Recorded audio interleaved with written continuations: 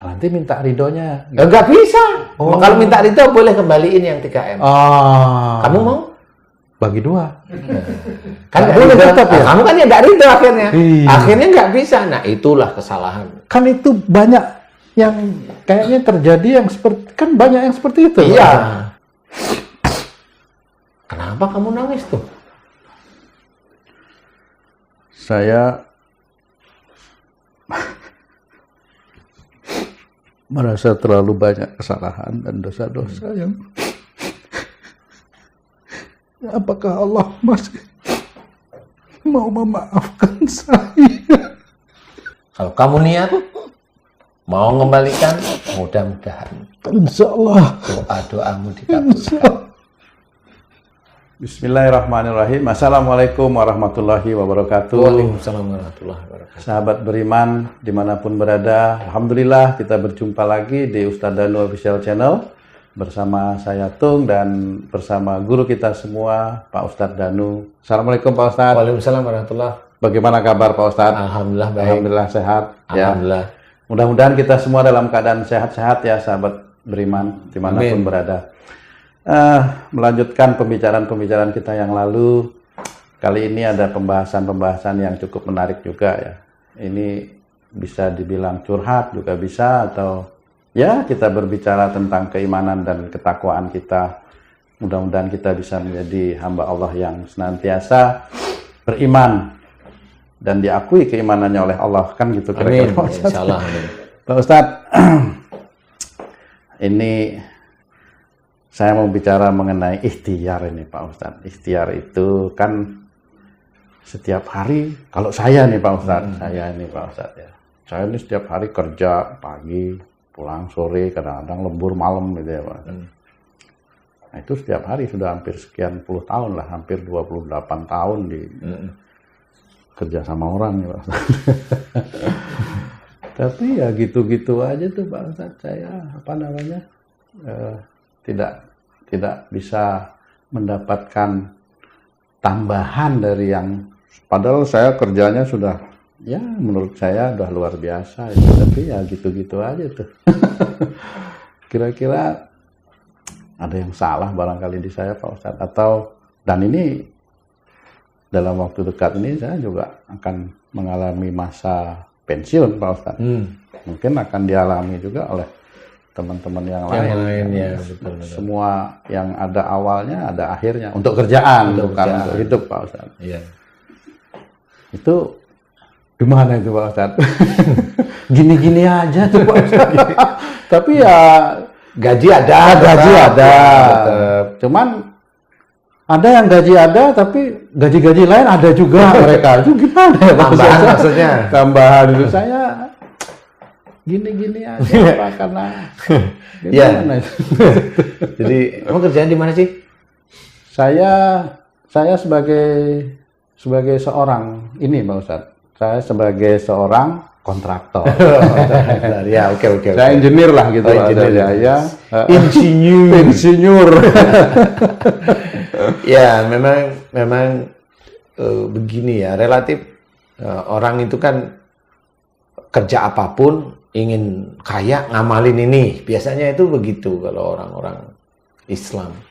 Tetapi yang dianjurkan oleh Allah Ta'ala itu kan bukan persoalan seperti itu. Malah anjuran Allah itu banyak yang sudah ditulis di dalam Quran sebenarnya. Jadi kayak umpamanya orang bekerja ingin tambahan, ingin ini kan ada doa. Nah, doa itu apa sih sebenarnya yang menjadi landasan doa itu bisa dikabulkan oleh Allah Ta'ala? Doa menjadi landasan dikabulkan itu iman seseorang sama amal soleh. Ini yang jelas. Yang dari mana? Wa yastajibul ladzina amanu wa amilus sholihat. Jadi di situ diceritakan bahwa Allah akan mengabulkan doa orang beriman. Iman itu harus kuat beneran. Dan mengerjakan amal soleh, mengerjakan perbuatan-perbuatan baik yang dasarnya lillahi ta'ala. Nah, ini harus menjadi koreksi kita. Apakah kita sering melakukan perbuatan baik itu karena Allah? Umpamanya, kamu sebagai kontraktor. Emang kamu pernah atau sering atau nggak pernah bekerja itu betul-betul karena Allah itu gimana? Bekerja ya pergi aja kerja biasa. Kemudian pulang ya biasa, kemudian pilih nongkrong, umpamanya seperti itu. Tetapi kan kerja yang karena Allah ini kan jarang orang itu difahami. Kemudian dari faktor itu kerja sendiri, belum apa yang dikerjain itu manfaat nggak untuk keimanan kamu sendiri atau teman-teman yang lain, untuk manfaat untuk masalah finansial di keluarga, ini kan sebenarnya bisa di-set. Nah, di dalam Quran, dalam surat Az-Zariyat ini kan diceritakan gini, wa fis sama'i rizqukum wa ma tu'adun. Jadi, di langit ada jalan rezekimu dan apa yang dijanjikan oleh Allah Ta'ala kepadamu. Jadi, sebenarnya di langit itu ada jalan rezeki kita semua, manusia itu ada. Dan bagaimana itu bisa kita ambil sebagai seorang muslim. Caranya mengambil rezeki, caranya mengambil jalan rezeki ini sampai kepada kita itu bukan dengan ngamal-ngamalin sesuatu, enggak, tetapi ngikutin apa Allah perintahkan. Salah satunya innahum kanu qabla dzalika muhsinin. Sesungguhnya mereka di dunia selalu berbuat kebaikan. Nah, ini cara Allah. Allah itu menyuruh sebenarnya. Jadi orang-orang itu di dunia selalu berbuat kebaikan. Kemudian kita breakdown. Kalau di kontraktor breakdown itu kan tahu tuh. Di breakdown apa saja kebaikan. Kalau kita orang muslim, sholat itu harus dikerjakan. Puasa di bulan Ramadan. Apa di luar puasa bulan Ramadan yang sehari-hari bisa kita kerjakan? Baca Quran. Itu kan untuk diri kita. Nah, untuk yang menjadikan doa-doa kita itu bisa mudah diijabah oleh Allah Ta'ala, apa? Berbuat baik dengan orang tua. Nah, berbuat baik dengan orang tua itu di breakdown lagi. Yang mana? Paling tidak hormati orang tua. Dari kapan? Dari mulai akil balik. Sampai kapan? Sampai dewasanya kita. Satu. Yang berikutnya adalah cara bicara kita dengan orang tua. Kita tata. Sehingga itu menjadi perbuatan baik di hadapan Allah Ta'ala. Nah, kenapa kamu itu selalu ngomong lembut dengan orang tua? Allah menyuruh saya lemah lembut kepada orang tua saya. Nah, ini berarti paham dia. Kan gitu. Ada orang, kenapa kamu lemah lembut pada orang tua kamu? Karena saya kan masih minta orang tua. Nah, itu bukan karena Allah dia lemah lembutnya. Tapi sebagai umumnya sudah baik. Tapi di hadapan Allah belum tentu lemah lembut itu karena Allah, tetapi memang karena dia merasa masih dibiayai. Kemudian apalagi, jangan emosi, jangan marah pada orang tua, hormat, kemudian membantu orang tua, membantu kesulitan orang tua. Ini kan masuk sebenarnya perbuatan baik. Di rumah itu kalau pada waktu mudanya itu gimana? Di rumah itu di orang tua itu kan nggak ada yang bantu ya. Kita membantu terus-menerus. Apa aja itu dikerjakan terus-menerus karena Allah. Kalau memang masih muda, oke lah nggak apa-apa. Tapi kalau sudah mulai masa-masa umur-umur 20-an ke atas itu udah harus mulai belajar mengenal Allah istilahnya. Menurut saya ya. Nah, di titik itulah nanti Allah itu akan mengincar siapa yang betul-betul mau menurut perintah-perintah Allah. Kemudian apalagi kanu qalilan minal laili ma yahjaun. Jadi diceritakan bahwa orang yang menyedikitkan tidur di waktu malam ini datang pada taklim. Kenapa? Ya memang pada waktu malam ini biasanya Rasul itu memberikan nasihat-nasihat kebenaran dari Quran. Ngaji lah di tempat kita itu namanya ngaji. Silahkan datangi majelis yang memang baik. Jangan majelis-majelis yang hobinya fitnah orang, fitnah saudaranya. Jangan seperti itu memaki orang. Jangan seperti itu, rusak hati kita nanti. Rusak. Apa ya, itu kita harus paham. Oh, ini nggak boleh. Kalau Allah sudah bilang nggak boleh. Bukan berarti kita benci dengan yang hobinya merusak orang lain. Nggak usah benci, biasa saja. Kenapa harus biasa? Dia kan manusia juga, masih ada salah. Normal aja seperti itu harusnya. Nah, kita coba datengin taklim-taklim yang baik, yang bisa menggugah hati kita itu lebih dekat pada Allah Ta'ala. Kemudian bagaimana? Wabil asarihum yastaghfirun. Coba kita praktekkan bahwa di penghujung malam, ini maksudnya penghujung malam itu berarti kita itu menjalankan sholat sunnah tahajud. Atau sebelumnya yaitu qiyamul lail. Di mana di situ banyak-banyak mohon ampun. Loh kenapa mohon ampun anjuran Allah Ta'ala? Allah itu sudah tahu bahwa manusia muslim rata-rata itu jarang namanya bersyukur. Bersyukur aja dulu, itu sudah jarang. Ya, kalau sudah jarang bersyukur, jarang mohon ampun, apa yang dilakukan sehari-hari itu jarang mohon ampun. Dia memaki berjam-jam. Setiap hari memaki orang berjam-jam. Dia istighfar hanya berapa kali sih? pada Allah Ta'ala, itu kan sebenarnya bisa dilihat sebenarnya. Nah, kalau dia memaki berjam-jam, kemudian disebarkan di YouTube dan sebagainya, itu kan menjadi dosa jariah. Emang dia nggak sadar kalau itu dosa jariah? Seorang Muslim yang belajar taat pada Allah Ta'ala, tahu harusnya yang begitu itu dosa jariah. Harusnya tahu. Tapi kalau dia tidak tahu, ya memang hatinya dia itu dibutakan oleh Allah Ta'ala karena perilakunya dia sendiri. Karena dia merasa benar. Nah, titik-titik inilah titik-titik kita itu nanti rezeki itu akan diberikan oleh Allah Ta'ala. Jadi benar di titik itu. Nah, disinilah mulai. Gimana titik itu bisa muncul? Ya, oke, kita koreksi. Kamu atau siapapun saudara-saudara kita, masuk nggak kita itu di lainnya Allah, di jalurnya Allah itu masuk enggak? Nah, di situ baru kita ngerti. Waduh. Oh, berarti saya masih banyak kesalahan. Nah, makanya kalau banyak kesalahan di sini, Allah bagi orang-orang yang Muslim, Allah itu memang sebagian rezeki itu bisa aja tidak diberikan karena masih banyak yang dilanggar. Nah, inilah keinginan duniawi muncul mulai tanpa melihat akhiratnya. Sehingga keinginan duniawi, ingin punya mobil, ingin punya rumah, ingin macam-macam seperti itu. Nah, kalau umpamanya di masalah-masalah kontraktor dan sebagainya, atau siapapun, atau pegawai negeri, atau yang bisa mencetak proyek dan sebagainya, itu kan dekat sekali dengan uang sebenarnya. Dekat sekali dengan dapat uang, umpamanya. Nah, ini kan bermain dia di situ. Bermain. Kemudian kalau teman-teman yang membangun gedung, teman-teman yang membangun jalan, teman-teman yang membangun apa sampai miliar, puluhan miliar, bahkan ratusan miliar, itu kan seperti makanan yang siap dia makan. Kalau sekian puluh miliar itu kan dihitung. Kalau saya itu ngambil satu kolom aja, belum balok nih, kolom aja diambil 2 tulangan atau 3 tulangan atau 4 tulangan. Itu kalau di total itu kan bunyi. Belum balok, belum campuran ini umpamanya. Jalan itu nanti umpamanya yang mau diboring itu di mana?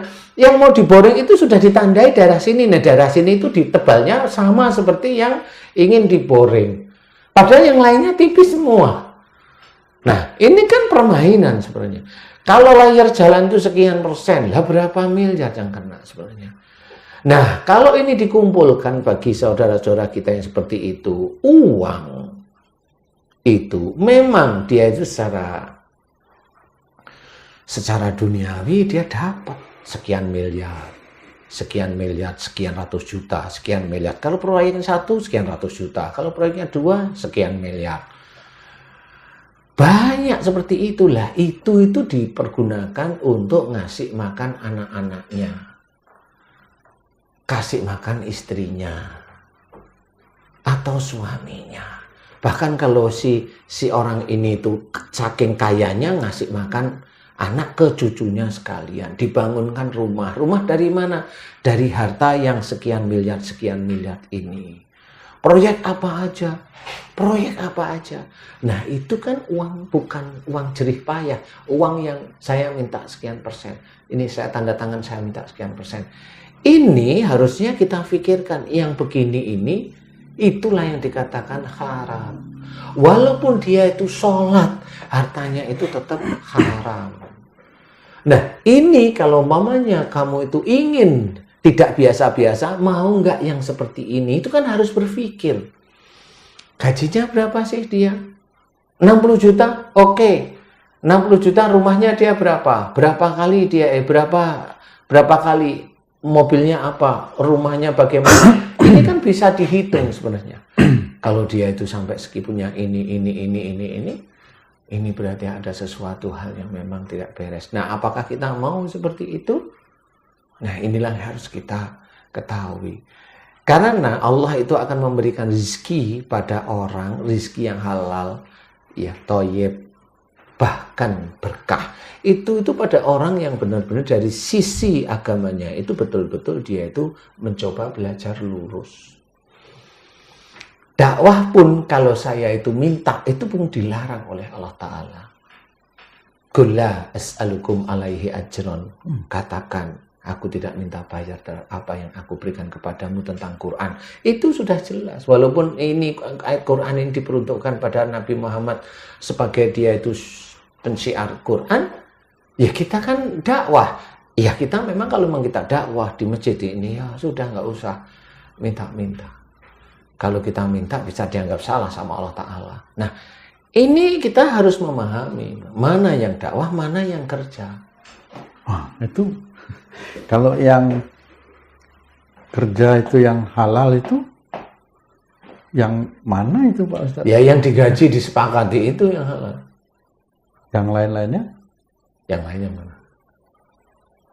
Katanya ada itu namanya rezeki anak soleh tiba-tiba gitu. Jadi gimana itu Pak Ustadz? Lah sekarang anak soleh itu yang menganggap dirinya soleh itu siapa? Nggak tahu. Ya kan dia sendiri ya. Kalau dia menganggap dirinya soleh, emang apa yang dia kerjakan? Apalagi kalau dia itu kerja di mana tempat kerjanya itu tempat untuk bisa mengambil harta itu kuat. Gimana jadi soleh? Itu kan ada upaya-upaya yang dilakukan terus dia mendapat sesuatu dari upayanya itu gimana? Upaya itu boleh. Nyuri nggak kira-kira upayanya itu? Nggak tahu itu. Loh, gue jangan bilang nggak tahu. Kalau bukan haknya, nyuri nggak kira-kira? Jangan kira-kira nyuri nggak? Kalau itu nyuri ya bukan anak soleh. Iya memang itu hanya orang pencuri. Kalau dia itu dikasih bonus dari pimpinannya, bosnya, itu ya bonus nyuri sebenarnya. Wah itu nggak tahu itu gimana itu Pak Ustadz? Ya nggak tahu apa nggak bisa cerita kan beda ya. Ya kamu kan tahu. Lulus insinyur itu udah hebat sekali itu sebenarnya. Nah ini juga harus dipahami. Yang begitu itu dikasih pada istrinya, pada anak-anaknya harusnya berpikir. Tapi yang gitu-gitu itu kan kok ya ada aja itu jadi ujian atau jadi memang harusnya gimana gitu Pak? Sekarang kalau memang dia jadi ujian kan itu perlu juga kadang-kadang. Wah bingung ya Pak. Gimana? Perlu apa? Perlu duit. Lah ya terus terang itu Pak. Enggak apa-apa, tetapi gitu. Iya, tetapi caranya kenapa harus nyuri di titik itu? Padahal kan yang disepakati kan seperti itu. Umpamanya nih, saya beli beras sama kamu. Iya. Saya beli berapa? 1 kilo. Iya, kan gitu ya. Betul. Kamu ganjel timbangannya. Berarti kan kurang dari 1 kilo. Padahal saya bilang 1 kilo. Kecuali saya beli beras, berapa berasmu? Biasanya 1 plastik sekian, nggak ngomong kilo. Oh itu tidak ada persoalan. Oh, jadi itu jual beli itu masih sah karena kepercayaan dan saling memahami. Ukurannya plastik. Ukurannya plastik, bukan detail kilo. Gitu. Enggak. Walaupun sebagian orang, nggak boleh harus kilo gitu. Ya, kita kan sama aja seperti gini nih, sama seperti gini. Momennya, saya beli sesuatu dari kamu nih Tung, beli nih, itu berapa harganya? 20.000. Oke, ini ada uang 100, saya beli. Susuk 80. Susuk 80. Saya pergi langsung. Saya tahu kalau kamu butuh, saya pergi aja. Apakah itu nyuap? Enggak. Oh, maksudnya kembaliannya nggak diambil? Enggak. Gitu? Wah, itu saya mau yang gitu, Pak Ustadz. Ngarep banget.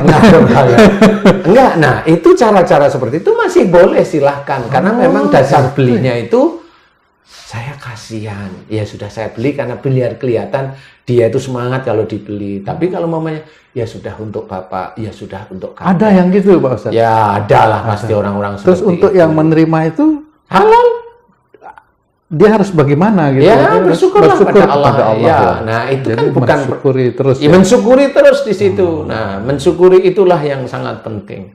Jadi bukan mencari, mencuri, mencari untuk mencuri, habis mencuri dapat hasilnya alhamdulillah. Tuh, kira-kira gimana sih, Pak?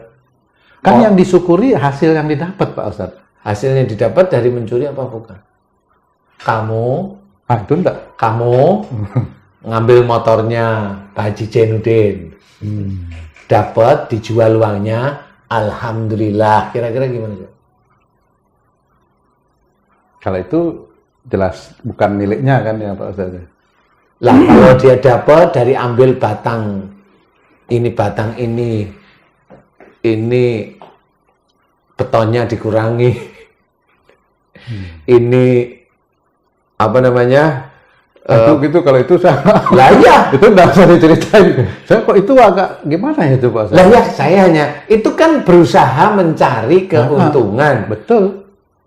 Itu kira-kira sama dengan mencuri nggak itu? Nah, itu milik siapa? Nah itu mencuri nggak itu? Kan bukan miliknya wong yang disodorkan itu apa namanya sodor proposalnya, kemudian hasil lelang dari ini, hasil ininya itu kan sekian nih, volume sekian dengan K sekian, dengan batang beton, batang tulang untuk kolom sekian, untuk baloknya sekian, semuanya lantai dengan ini, jumlah ini sekian, itu speknya itu kan sudah jelas sekali. Tapi kalau spek sudah jelas, oke, tanda tangan, itu kan berarti akses ini. Tapi masih diambil itu mencuri atau berusaha untuk Berusaha Pak Ustaz. Untuk mendapat keuntungan. mencuri bukan? Berusaha. Berusaha mencuri. Mateng. Nah, itu nggak bisa dikatakan kemudian dapat bonus dari itu. Dia bilang rezeki anak soleh. Lu yang bilang dari mana? Karena dapat. Dapatnya aja dia sendiri ngitung-ngitung mencuri. Bisa nggak kamu cari ini dengan ini? Dia jangan bisa. Ambil akhirnya kan gitu. Lah kok dia bilang rezeki anak soleh dari mana? Tapi itu terjadi kan berarti atas izin Allah Pak Ustaz. Emang perampok yang banyak nggak bisa dilacak sama polisi itu kan juga atas izin Allah juga. Nah itu gimana ya kok jadi deg-degan. Jadi jelimet ini masalahnya. Ya nggak jelimet, tinggal ngomong ya itu nyuri kan gampang kan. Kan harus ada upaya dulu. Nah ya itu intinya adalah orang yang kita bisa lihat. Yang namanya bonus itu kan bisa dilihat nih. Jadi bonus itu betul-betul dari keuntungan benar. Nah keuntungan itu kan benar nih ya, masuk ke kantor itu berarti momennya 10% dari itu kan sudah ada nih keuntungan sekian persen kan ada. Nah itulah yang halal. Nah kalau di luar keuntungan ini kan bisa yang dimasukkan ke kantor itu 10%, di luar kantor itu bisa 15 bahkan 20%. Tapi ada yang disebut namanya efisiensi Pak Ustaz. Ya terserah itu efisiensi ya, kalau memang orang lain bilang itu nyuri mau gimana? Efisiensi itu kan karena kita mencoba untuk tidak menginginkan yang kita tanda tanganin itu dikerjain semua. Kan menurut kita yang pinter, kita sebagai insinyur, oh itu masih kita bisa efisiensikan, tulangnya bisa betul. Ini kan begitu. Iya. Nah, itu mencuri bukan? Efisiensi. Mencuri bukan namanya. itu sama baju kamu pakai lepas. Kemudian saya lepas, saya pergi, itu kira-kira mencuri bukan? Kan kalau bisa, oh ya, itu kan sama aja, itu kan bajumu itu.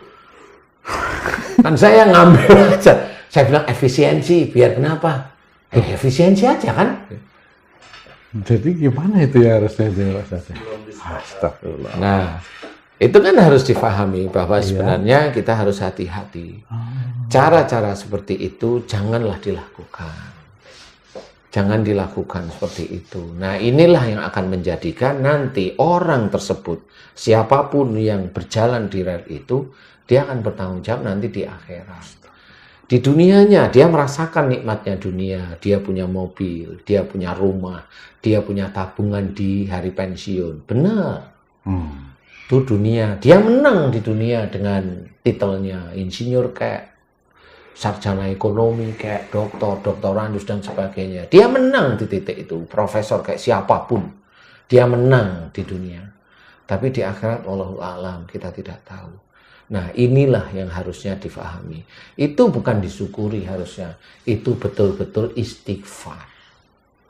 Walaupun itu disodakohkan atau ya nggak bisa gitu. Wong sama seperti saya ngambil dompetmu, tahu isinya dompetmu 5 juta, saya pakai 4 juta, masih 1 juta. saya hitung-hitung, saya 5 juta itu bayar zakat malnya sekian, kemudian dari 5 juta saya zakat malin. Ya nggak boleh yang seperti itu. Wong dari nyuri kok masih di zakat mali. Itu namanya membodohkan Allah, nggak boleh seperti itu. Itu membodohi Allah, nggak boleh. Kalau misalnya gini Pak Ustadz, saya punya teman dia mau jual rumah. Dia kasih harga, taruhlah, tolong dong jualin rumahku nih 10 misalnya gitu. 10M. 10.000 lah, 10M ya. Terus saya bisa jualin rumah itu 15 gitu. Tapi saya bilang sama yang punya tetap 10. Nah itu yang 5 itu boleh Pak Ustadz? Itu ada beberapa hal kalau yang punya itu bilang begini,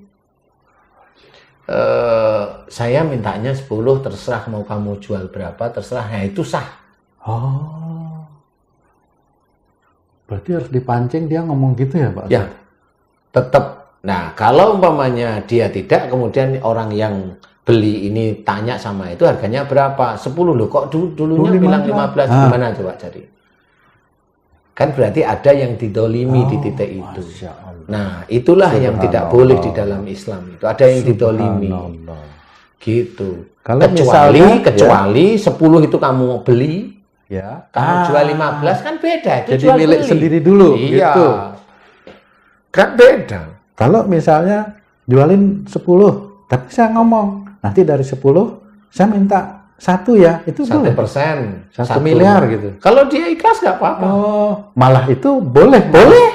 Nah, saya minta 1 ya. Boleh. Berarti saya berpikir, oh nanti saya kembalikan 9. Saya bisa jual 13. Saya dapat 4 akhirnya. Itu boleh nggak Pak? Nggak bisa kan? Loh. Itu belum jadi milik. Itu kan bukan rumahmu. Yang penting kan saya bayar ke yang punya 9 Pak Ustadz.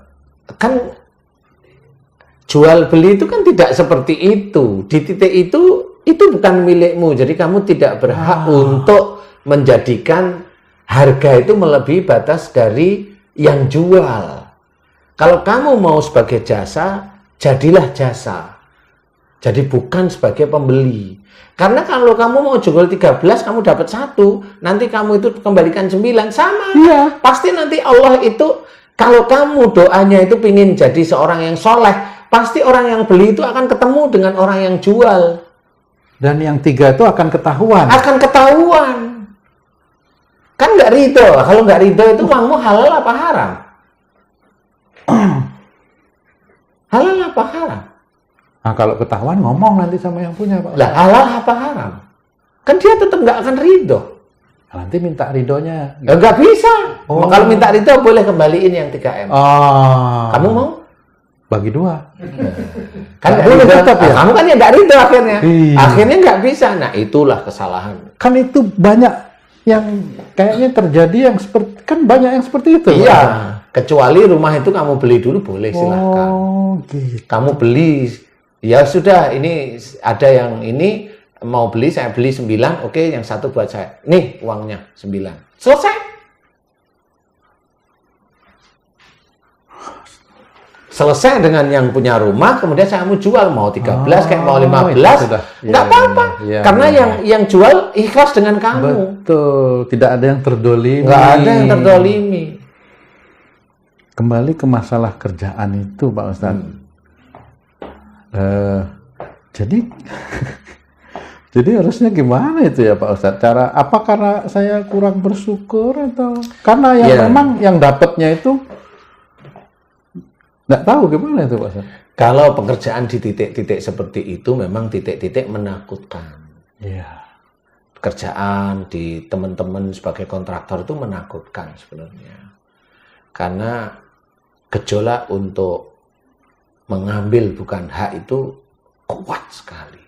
Walaupun dengan istilah-istilah efisien. Astagfirullah. Itu kan istilah bosnya aja yang bilang curi itu kan nggak mau dia ngomong.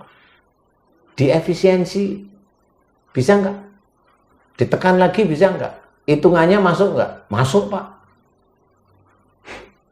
1 lantai berapa? 1 lantai sekian. Dapat hampir 100 ini Pak. Kalau 1 lantai berapa? Ini 1 juta masuk Pak. Ini ada berapa? 7 lantai, 700 lah. Efisiensi. Kan gitu. Itu namanya hanya efisiensi. Ya, tapi bukan itu namanya. Karena yang disepakati berapa? Disepakati kan gitu sama. Disepakati itu kan sama jual beli, mirip aja. Yang disepakati itu sama seperti jual beli. Mau jual berapa? 10M. Oke.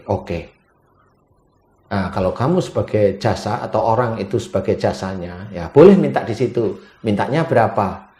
10% dapat jasanya. Tapi kalau dari 10% ini minta lebih karena ingin mengambil yang lain, nah itu tadi yang tidak boleh. Cuma kalau membangun itu kan yang diambil uang orang tertentu atau uang negara barangkali ya. Nah ini kan sama aja itu. Nah ini yang harus kita ketahui. Tidak ada istilahnya titik ada orang bilang dia dapat bonus tahunan itu terus bilang rezeki anak soleh itu di titik mana rezeki anak soleh. Kalau di titik-titik gampang sekali untuk mengambil atau mencuri atau senang dengan efisiensi sehingga dia itu dengan efisiensi yang terus-menerus kepada atasannya akhirnya jabatan dia naik. Ya itu kan jabatan naik bukan Allah ridho, jabatan naik karena dia hobi mencurinya itu berhasil terus. Jadi itu namanya istijrot itu begitu walaupun dia sholat. Kan seperti itu. Walaupun dia sholat. Dia tidak takut dengan mencurinya. Karena dia sholat. Dia merasa kalau udah sholat itu bebas. Boleh macam-macam. Kalau seumpamanya itu terjadi pada diri saya itu Pak Ustaz. Aduh. Terus apa ya?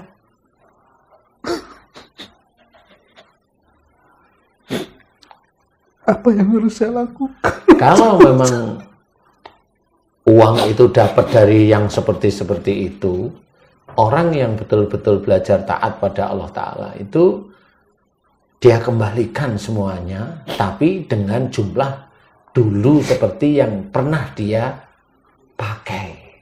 Tapi dengan uang yang halal, istilahnya membayar hutang ceritanya.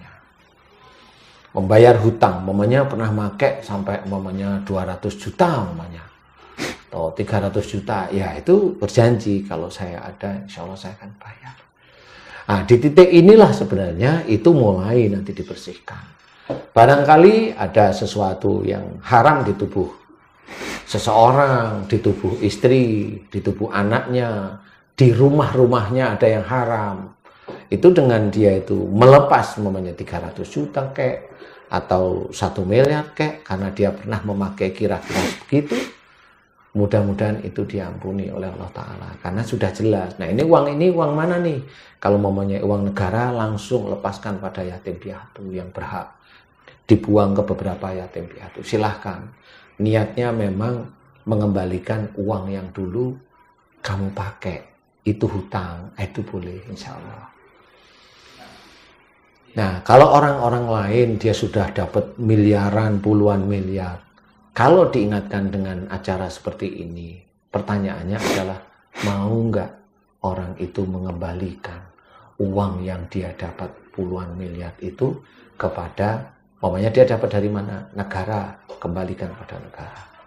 Mau nggak dia, kalau nggak ke negara, ke yatim piatu yang memang yatim piatu itu banyak.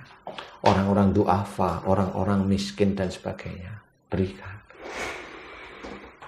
Nah ini yang harus. Jadi yang namanya bersyukur tentang sesuatu hal, tentang rizki. Rizki itu tidak hanya masalah harta saja.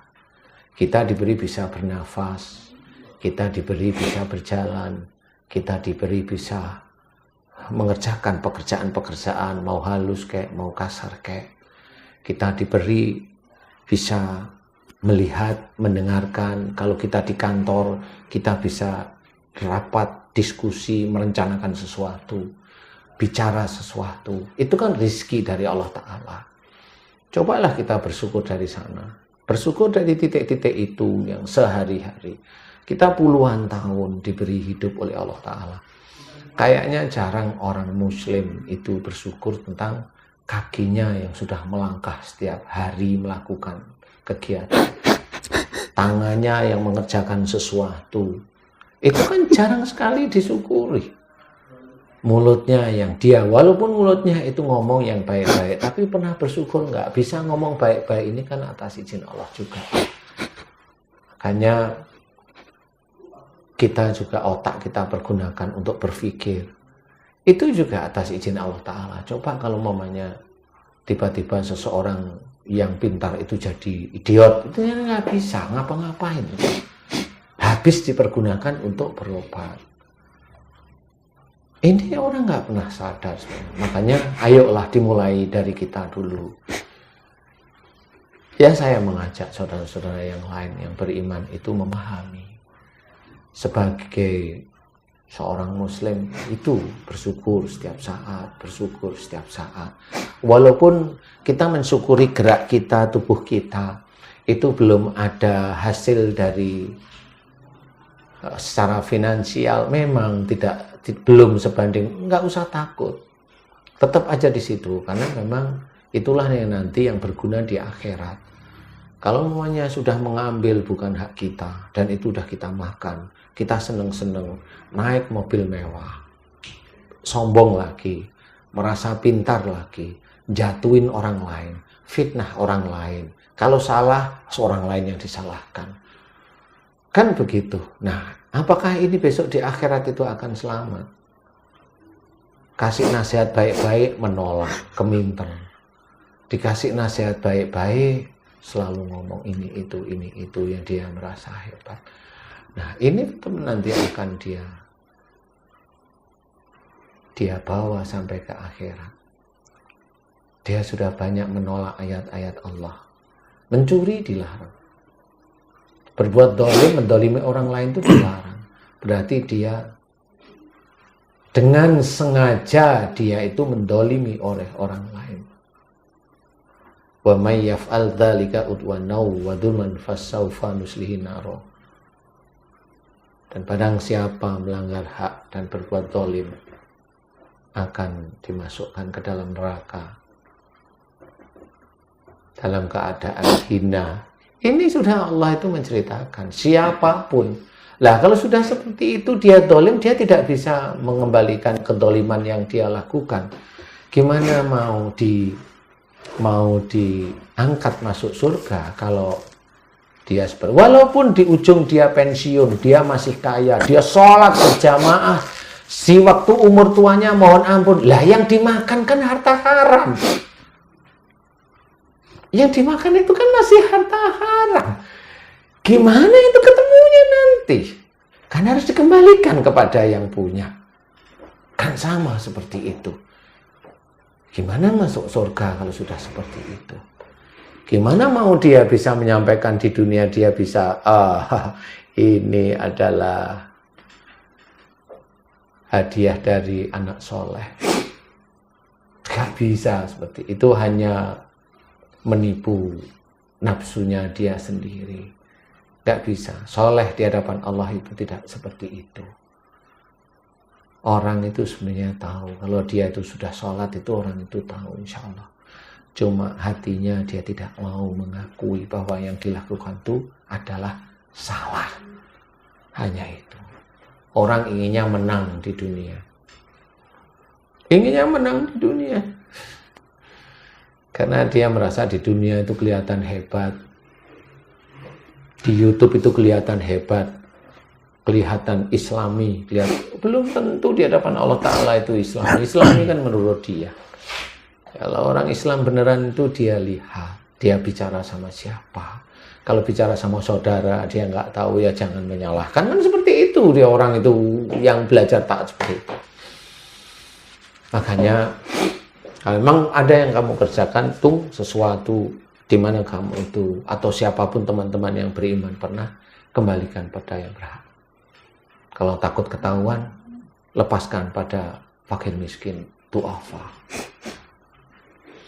Insya Allah itu nanti bisa mudah-mudahan diampuni oleh Allah Ta'ala. Mana yang berhak, kasih yang berhak. Nggak usah malu, nggak usah takut, nggak usah ini. Dan Allah melihat, malaikat itu melihat kok apa niatnya. Kalau bagi yang tidak mau, ya nggak apa-apa. Surga itu memang sulit untuk masuk. Yang sulit untuk masuk itu seperti terpenjara di dunia. Mudah-mudahan ini bisa menjadikan gambaran. Ayolah bersyukur di antara yang kelihatannya sepele, tetapi itu harus memang kita syukuri. Bernapas, bisa bergerak, bisa menjalankan aktivitas. Tidak semua yang kita kerjakan itu bisa berbuah finansial, bisa berbuah uang, belum tentu. Allah itu melihat seorang hambanya yang dia sujud padanya, pada Allah, kemudian berikhtiar, masih ada oleh Allah Ta'ala dibikin gagal, rugi, gagal, rugi. Yang dilihat oleh Allah Ta'ala apa? Sabar. Itu masih aja Allah seperti itu. Makanya jangan punya pikiran melakukan sesuatu itu langsung di otak itu untung. Nah, mudah-mudahan ini bisa menjadikan gambaran. Ya, baik Pak Ustadz. Ya. Boleh saya tanya gantian? Kenapa kamu nangis tuh? Saya merasa terlalu banyak kesalahan dan dosa-dosa yang apakah Allah masih mau memaafkan saya?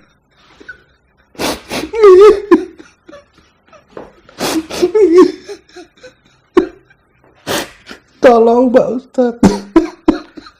Iya. Yang jelas harus belajar, ya. Belajar. Kalau kamu ada kesalahan, ada sesuatu yang kamu ambil, kembalikan. Kalau kamu niat mau mengembalikan, mudah-mudahan Insya Allah doa-doamu dikabulkan. Ya.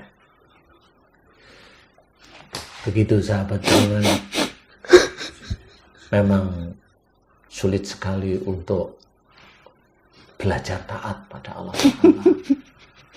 Tetapi kita harus memahami yang kita cari itu akhirat, surga, bukan kesenangan dunia. Kalau kita ada kesalahan, ayo mohon ampun. Kalau kita sering berujar tidak baik, berkata kasar, ayo mohon ampun. Minta maaf sama yang kita kasari. Kalau kita berhutang, kembalikan uang. Jangan sampai suatu ketika ajal menjemput, tidak akan pernah bisa membayar. Itu sangat bahaya. Kalau sudah ajal menjemput, tidak akan kembali ke dunia lagi. Marilah kita memahami, memang sulit taat pada Allah Ta'ala. Mudah-mudahan ini bisa manfaat. Begitu sahabat beriman. Mudah-mudahan kita ngomong sekelumit, dua kelumit ini bisa ingat kepada Allah Ta'ala. Apa yang kita kerjakan terdahulu, ayo kita kembalikan pada Allah Ta'ala. Mudah-mudahan kayak umpamanya Pak Tung, ini niat saya akan mencoba mengembalikan. Siapa tahu Allah saya ngerti. Niat beneran. Malah apa yang diinginkan, kali rumahnya Pak Tung bisa terjual, alhamdulillah bisa untung, bisa mengembalikan ke fakir miskin yang memang berhak. Ke janda-janda miskin, tapi janda-janda yang umurnya 60 ke atas. Bukan janda yang anaknya 1, umurnya baru 2 tahun. Harus kita paham. Mudah-mudahan ini sangat manfaat, khususnya bagi diri saya sendiri, karena saya masih fakir ilmu. Terima kasih, saudaraku beriman. Assalamualaikum warahmatullahi wabarakatuh. Waalaikumsalam. Terima kasih, Mas.